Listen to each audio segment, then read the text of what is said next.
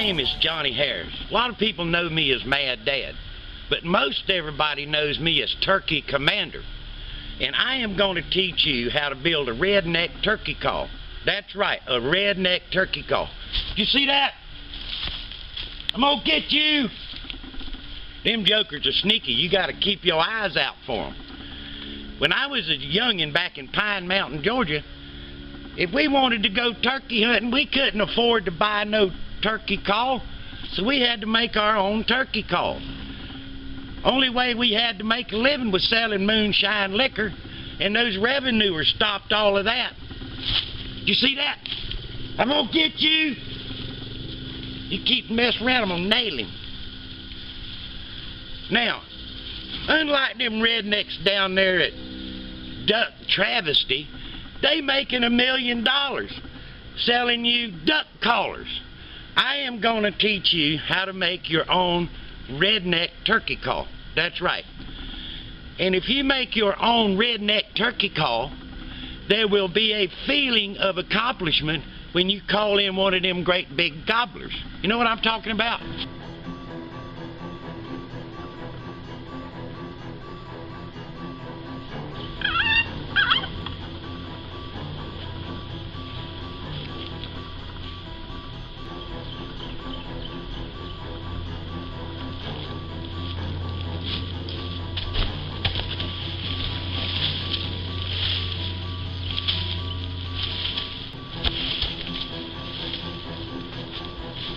Give on me!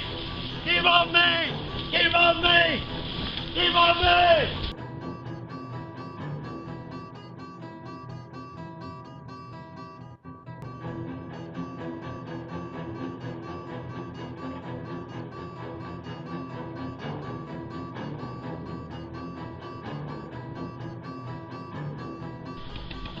Now, to build a redneck turkey call, all you gotta do, you need 4 tools to do it. Number 1, you need a hammer, you need a saw, and you need a redneck pocket knife, if you know what I'm talking about. And you need a bottle of Kentucky whiskey. Now I'm gonna tell you what that's for. Ah, damn, that'll help you build a turkey call, bro. Now, the next time you're driving around them backwoods roads, you look out there in that cow pasture and you look and you find an old dead cow that's been laying there for about 3 years. And this is what it looks like. Then all you got to do is snatch the horn off of it. I bet you didn't know that, did you? Then all you take to do is take this horn. No, that ain't gonna work. That's a joke, you dang fool. But now, if you'll notice, this horn's hollow. So what you do is you take your hacksaw and you cut it in 3 pieces like this. Then you take the middle piece and it'll look like this. This is one I already cut for movie purposes, if you know what I'm talking about. Now, if you'll notice, it's got a big end in it and it's got a little end in it. Now we're starting our redneck turkey call. Then the next thing you do, you go down to one of them building supply places and they got stones for like brick fireplaces and stone patios. And you walk around and you find you a little old flat rock, kind of looks like this. Now what you can do is you can take this and lay it on a piece of concrete and scrub it like that, and it'll make a flat side to it. As long as it's flat, it don't matter. You can use any kind of old rock as long as it's kind of flat, if you know what I'm talking about. Now you take your hammer. Did you hear that? I'm gonna get that. You gotta watch them jokers. They'll sneak up on you. I'm gonna get that joker. He keeps messing around. Now you take your hammer and you chip around that rock like this until you get it about the size of a silver dollar. Then you take your ear horn, your cow horn that you had here, and you stick it in the big end, and then you take your hammer and you tap it in like that. And then what happens, it'll wedge inside of that horn, if you know what I'm talking about. Now, I already got one in here, so if you look in there, you'll see that rock is stuck in there. Now you got your redneck turkey call half made. Now what you got to do, you go out to the woods around your house and you pull out a loblolly bay or a cypress tree or a cedar tree, it don't matter. And you just grab an old tree like this, and then you take your Redneck pocket knife and you just start whittling it down. Then what you do, you cut your stick about 8 inches long and you whittle it down. Now if you notice, I must have been thinking about Betty Lou when I made this one. But you can whittle it any shape you want. And you make it about 8 inches long. And now you got your part of your turkey call. Then what you do is you go into the house. You go into the house and you grab an ear of corn that your wife has been gnawing on. And she's sitting there gnawing on that ear of corn and she's eating all the kernels off of it. You grab it and you snatch it out of her mouth. You go out and you lay it in the woods for about 3 days. And when you get done, you got a corn cob that looks kind of something like this. Now, what you do is you take your stick. Every time I look at it, I think about Betty Lou. You take your stick and you just shove it in the end of that corn cob like that. Now you got your Redneck turkey call. That's all you got to do. Now you take your horn that you made, you hold it in the middle like this, and then you take your corn cob with your stick that you whittled down, and you make a sound that sounds like a turkey, and it'll sound like this. Well, hi, dog boy. Now I showed you how to make a Redneck turkey call. That's all you got to do. Now, what we're going to do now is I'm going to show you how to make another Redneck turkey call. And it's easier than this one. But the main thing about this Redneck turkey call, got to get something to refresh my memory here. To make this Redneck turkey call, what you need is a turkey wing. So next Thanksgiving or Christmas, when they're cooking a great big old turkey, you run in there and you grab the wing off of it and you snatch it off of that breast. No, I ain't talking about Betty Lou's breast. I'm talking about the turkey breast. And you take that turkey wing, now you're starting to make you a real Redneck turkey call, made out of a real turkey.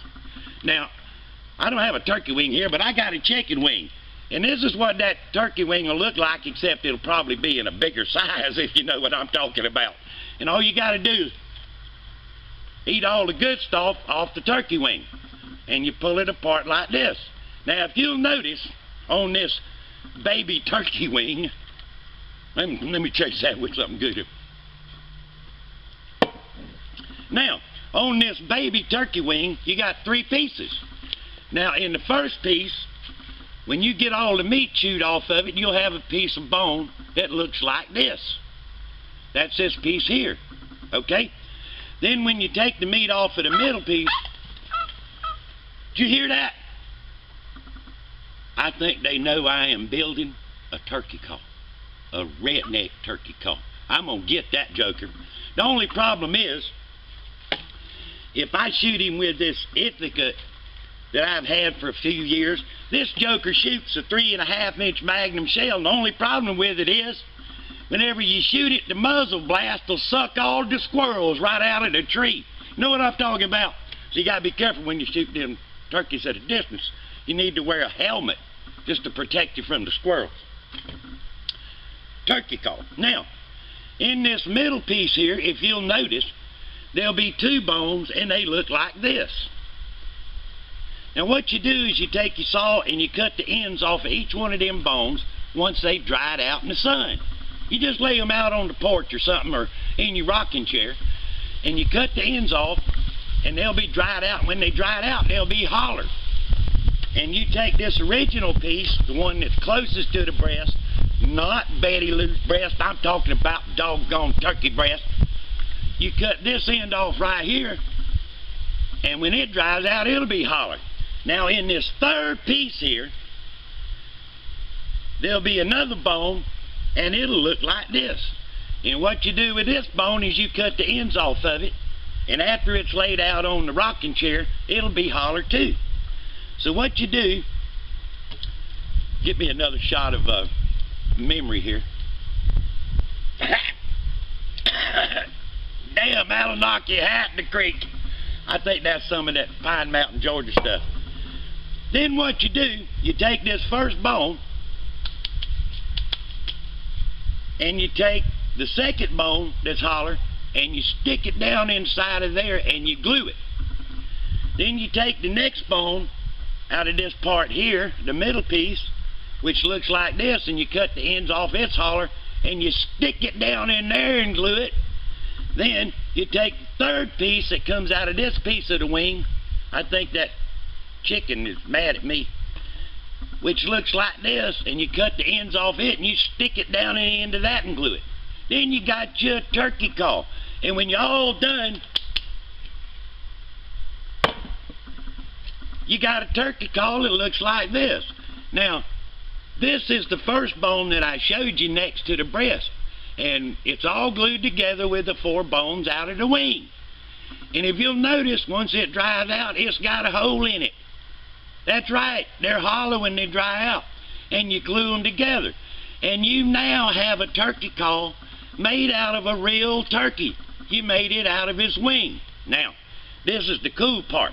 To make this turkey caller work, you have to pucker up like you're going to give Betty Lou a big old kiss, like this. And then you suck like you're kissing her, like you're trying to suck her brain out of her ear. And you go, and that's how you make this thing work. And it works good. It'll call in a gobbler for 5,000 yards. Now this is how it works. Hot dog! That is cool, ain't it? And that's all you gotta do to build a redneck turkey call. Now, if you want more information on how to build a redneck turkey call, all you gotta do is dial 555 sucker. That's 555 SUCKHER. But remember, if you ask for Betty Lou, it costs you $9 a minute. Now, don't forget, when you get up in the morning, if you're going turkey hunting, don't forget to put on your breeches before you take off. I'm going to go turkey hunting now.